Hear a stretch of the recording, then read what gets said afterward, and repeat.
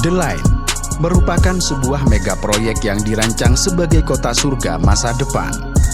Kota ini dirancang tanpa kemacetan, tanpa polusi, murni ditenagai energi terbarukan, dan dibungkus dalam dinding kaca cermin setinggi 500 meter yang membelah padang pasir. Setidaknya, demikianlah narasi manis yang dijual Arab Saudi lewat mega proyek senilai ratusan ribu triliun itu. Akan tetapi, di balik megahnya video promosi dan render 3 dimensi yang memukau, tersembunyi banyak realitas yang mengerikan. Mulai dari suku lokal yang digusur paksa dan divonis mati demi membersihkan lahan, pembantaian ekologis besar-besaran, hingga desain tata kota yang sebenarnya adalah mimpi buruk tanpa jalan keluar.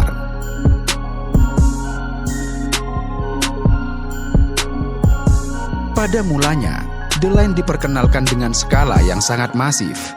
Sedemikian besarnya, hingga sulit dicerna oleh akal sehat rekayasa konstruksi konvensional maupun ekonomi tata ruang. Membentang sepanjang 170 km dengan lebar hanya 200 meter, kota ini diproyeksikan untuk menampung 1,5 juta penduduk pada fase pertama pengembangannya di tahun 2030 dan bermuara pada kapasitas maksimal 9 juta penduduk di masa depan, di mana angka ini mewakili sekitar 25% dari total populasi Arab Saudi pada tahun 2022. Anggaran awal yang dipublikasikan secara resmi oleh pihak kerajaan berada di kisaran 500 miliar dolar. Proyek raksasa yang berada di bawah payung NEOM ini bukan sekadar pembangunan biasa. Ia merupakan instrumen geopolitik dan makroekonomi utama untuk melepaskan ketergantungan historis Arab Saudi dari petrodolar, menarik lautan investasi asing, dan menciptakan setidaknya 460.000 lapangan kerja baru yang berfokus pada teknologi dan berkelanjutan. Hukum fundamental ekonomi dan realitas teknis di lapangan tidak tunduk pada ambisi politik, bahkan sebesar apapun kekuasaan yang mendukungnya. Pada tahun 2024 lalu, berbagai laporan dari sumber internal serta intelijen pasar keuangan mengonfirmasi bahwa target penyelesaian The Line untuk tahun 2030 telah dipangkas dari 170 km menjadi hanya sekitar 2,4 km saja. Hal ini menggambarkan angka penyusutan berskala luar biasa, yakni lebih dari 98% dari rencana cetak biru awalnya. Dan sejalan dengan itu, proyeksi populasi yang diharapkan akan menghuni fragmen kota ini pada akhir dekade diturunkan drastis dari 1,5 juta jiwa menjadi kurang dari 300.000 jiwa. Pemangkasan ini sama sekali bukan sekadar penyesuaian jadwal teknis yang lumrah terjadi dalam konstruksi berskala besar. Para analis justru memandangnya sebagai sebuah pengakuan kegagalan atas sebuah konsep yang terlampau memaksakan. Dan puncaknya, pada tanggal 16 September 2025, dana investasi publik Arab Saudi dilaporkan telah mengambil langkah drastis dengan menangguhkan seluruh pekerjaan The Line sampai batas waktu yang tidak ditentukan, di mana mereka hanya berhasil menyelesaikan pekerjaan ekskavasi dan fondasi parsial sepanjang 2,4 km. Keruntuhan proyek ini tentu saja tidak terjadi secara tiba-tiba. Sebuah audit internal yang bocor dan dilaporkan secara ekstensif oleh Wall Street Journal pada awal 2025 menyingkap tabir manipulasi dan salah kelola yang telah mengakar secara kronis di tubuh manajemen NEOM. Audit komprehensif setebal lebih dari 100 halaman tersebut secara gamblang menemukan bahwa para eksekutif proyek dengan bantuan strategis dari konsultan multinasional terkemuka seperti McKinsey & Co. yang dilaporkan meraup bayaran fantastis hingga 130 juta dolar hanya dalam 1 tahun operasional, telah secara konsisten menggunakan asumsi keuangan yang tidak realistis dan terlalu optimis untuk membenarkan pembengkakan biaya yang terus terjadi. Lebih jauh lagi, laporan audit tersebut mencatat adanya bukti manipulasi yang disengaja oleh anggota manajemen tertentu. Mekanisme manipulasinya melibatkan penggelembungan estimasi proyeksi pendapatan dari tarif hotel mewah dan sektor jasa lainnya ke tingkat yang tidak masuk akal secara komersial, semata-mata demi menyeimbangkan lembar neraca keuangan untuk menutupi biaya konstruksi yang terus meroket tanpa terkendali. Kemudian, ketika proyeksi biaya dihitung ulang dengan menggunakan parameter yang realistis, Biaya aktual yang diproyeksikan untuk menyelesaikan keseluruhan proyek The Line sepanjang 170 km meledak dari perkiraan awal sebesar 500 miliar dolar menjadi 8,8 triliun dolar. Angka ini setara dengan lebih dari 25 kali lipat total anggaran tahunan pemerintah Arab Saudi dan lebih dari 4 kali lipat produk domestik bruto negara tersebut secara keseluruhan. Sebagai perbandingan empiris di dunia nyata, pembangunan seluruh sistem jalan raya antar negara bagian di Amerika Serikat yang mengubah lanskap logistik benua Amerika secara permanen hanya menelan biaya sekitar 530 miliar dolar jika disesuaikan dengan nilai inflasi saat ini. Dengan kata lain, anggaran The Line secara teoritis mampu mendanai pembangunan 16 sistem jalan raya seukuran Amerika Serikat. Itulah mengapa hari ini bukannya menjadi kota masa depan yang mandiri, para pengambil kebijakan tengah mempertimbangkan untuk mengubah fungsi fragmen 2,4 km yang tersisa menjadi pusat data berskala raksasa. Hal ini dimaksudkan untuk memanfaatkan ketersediaan infrastruktur pendingin air laut di pesisir Laut Merah guna mendukung ambisi kerajaan dalam menguasai industri kecerdasan buatan global. Dan ini menjadi sebuah akhir yang sangat anti klimaks bagi proyek yang semula dijanjikan akan mendefinisikan ulang cara hidup manusia. Memang, sejak cetak biru pertama kali dipublikasikan pada awal tahun 2021, konsep tata ruang yang diusung oleh The Line langsung menuai keheranan, kritik tajam, dan keraguan dari kalangan arsitek, pakar tata kota, ahli logistik, serta ilmuwan dari berbagai institusi bergengsi. Ide fundamental untuk mendesain dan mengurung aktivitas manusia dalam bentuk garis lurus sepanjang 170 km dianggap menyalahi prinsip paling dasar dari interaksi pergerakan manusia serta efisiensi ruang perkotaan. Pakar perencana kota memahami bahwa bentuk geometris sebuah kota sangat menentukan efisiensi pergerakannya. Para peneliti terkemuka telah membuktikan bahwa secara matematis, garis lurus adalah bentuk yang paling tidak efisien yang mungkin diciptakan untuk sebuah kota. Fakta historis juga mengonfirmasi akan hal ini, bahwa sepanjang sejarah keberadaannya, umat manusia telah membangun lebih dari 50.000 kota. Dan melalui proses evolusi sosial dan logistik, hampir keseluruhan dari kota-kota itu secara alamiah tumbuh dalam bentuk melingkar, radial, atau konsentris. Bentuk melingkar memiliki sifat esensial yang berarti secara otomatis memangkas jarak rata-rata antar titik di dalamnya.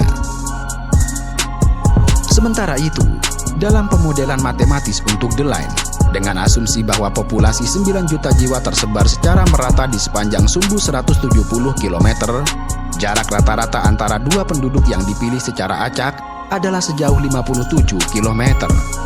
Sehingga akibat dari peregangan ekstrim ini, para ilmuwan menghitung bahwa hanya sekitar 1,2% dari total populasi The Line yang benar-benar akan berada dalam radius jarak berjalan kaki satu sama lain. Dengan demikian, janji tentang mobilitas aktif yang inklusif, di mana manusia akan lebih sering berinteraksi karena berjalan kaki, hanyalah ilusi matematis. Bentuk lurus ini justru mencabut kemampuan penduduk untuk mengeksplorasi kota secara independen dan memaksa mereka ke dalam ketergantungan mutlak pada sistem transportasi publik terpusat. Di luar kritik mengenai gagalnya penghematan ruang dan waktu, desain kota garis lurus menyembunyikan ancaman yang jauh lebih mematikan, yaitu kerentanan sistem absolut dalam menghadapi bencana darurat.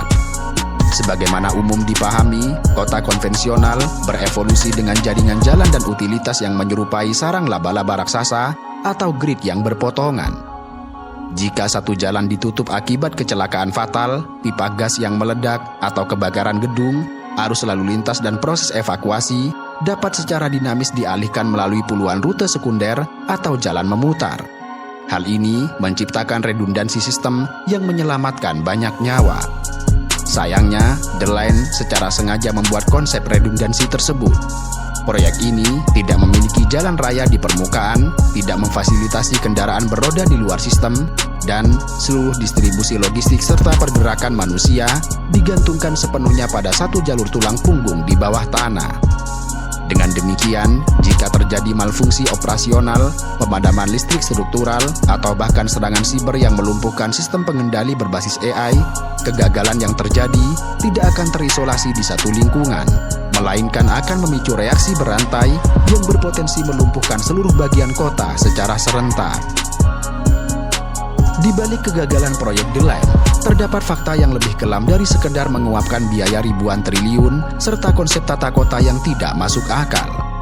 Bahwa narasi resmi pemerintah dan materi promosi NEOM secara gigih menggambarkan wilayah Tabuk di barat laut Arab Saudi sebagai wilayah kosong, sebuah tanah perawan berupa gurun tanpa ujung yang secara historis tidak dihuni dan menunggu untuk diberkahi oleh tangan-tangan inovator modern.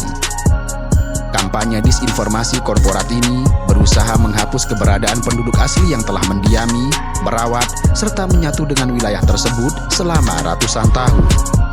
Padahal, fakta historis menegaskan bahwa lokasi di mana parit The Line digali bukanlah gurun mati, melainkan rumah abadi bagi suku Al-Huwaitad. Suku Al-Huwaitad adalah salah satu entitas masyarakat adat Arab yang memiliki akar sejarah yang membentang sangat jauh ke masa lalu, mendahului berdirinya struktur politik negara Arab Saudi modern pada tahun 1932. Selama berabad-abad, mereka telah mendiami bentang alam yang melintasi Yordania Selatan, semenanjung Sinai di Mesir, Gurun Negev, hingga mendominasi wilayah pesisir barat laut Arab Saudi. Mereka memiliki ikatan kultural, ekonomi, serta peradaban yang dalam dengan tanah pesisir Laut Merah serta lanskap pegunungan yang gersang di sekitarnya. Sebelum alat-alat berat dari konsorsium multinasional datang mencabik-cabik bumi Tabuk, diperkirakan setidaknya 20.000 anggota suku ini hidup di area yang terdampak langsung oleh proyek NEOM. Mereka bermukim dalam struktur sosial yang mapan di kota-kota bersejarah dan desa-desa pesisir seperti Al-Huraibah, Sharma, serta Ghoyal. Kehidupan mereka sangat bergantung pada laut dan tanah, kombinasi dari perdagangan, peternakan, serta perikanan yang telah diwariskan dari generasi ke generasi. Ketegangan historis antara keluarga kerajaan dan suku-suku pedalaman itu menuai titik kulminasinya di bawah visi 2030. Pada tahun 2017, melalui dekrit negara yang dirahasiakan rapat-rapat, wilayah seluas lebih dari 26.500 km persegi tersebut secara sepihak dialihkan kepemilikannya menjadi aset milik dana investasi publik Arab Saudi yang diketuai oleh putra mahkota. Dan menyusul aneksasi administratif tersebut, pada awal tahun 2020, otoritas negara mulai menerbitkan serangkaian perintah penggusuran paksa secara represif. Pelanggaran hukum internasional mulai terjadi secara terang-terangan. Tidak ada proses konsultasi yang bermakna, tidak ada negosiasi yang seimbang, dan sama sekali tidak ada penerapan prinsip persetujuan atas dasar informasi awal tanpa paksaan yang merupakan hak dasar masyarakat adat global. Penduduk yang telah turun-temurun mengolah tanah tersebut diperintahkan dengan todongan senjata untuk menyerahkan properti mereka dan mengevakuasi wilayah itu selamanya. Maka, seperti yang diungkapkan secara getir oleh salah satu aktivis lokal yang menjadi saksi hancurnya warisan leluhur mereka, utopia The Line yang diklaim ramah lingkungan, sesungguhnya sedang dibangun di atas darah serta tulang penduduk aslinya.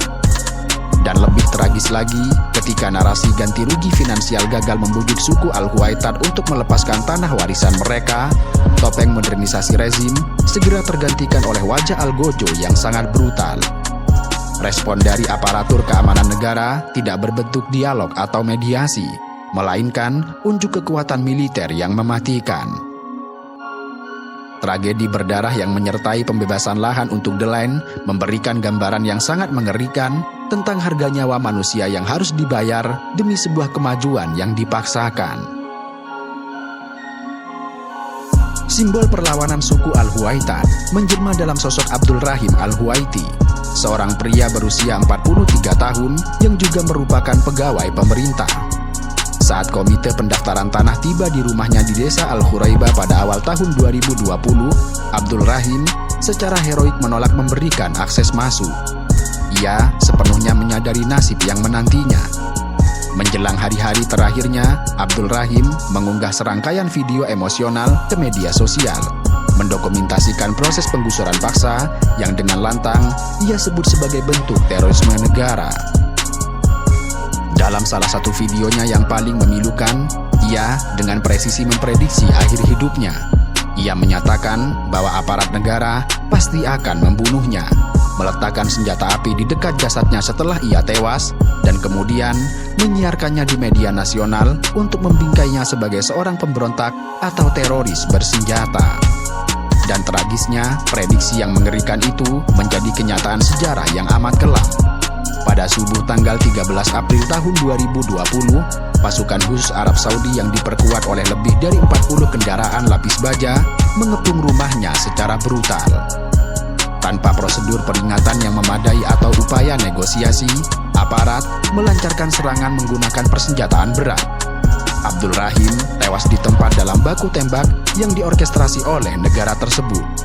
Dan setelah pembunuhan itu, pemerintah menahan jenazahnya selama 1 minggu untuk mencegah massa berkumpul, sebelum akhirnya memaksa pihak keluarga menguburkannya di bawah pengawasan serta pengamanan ketat dari kepolisian bersenjata.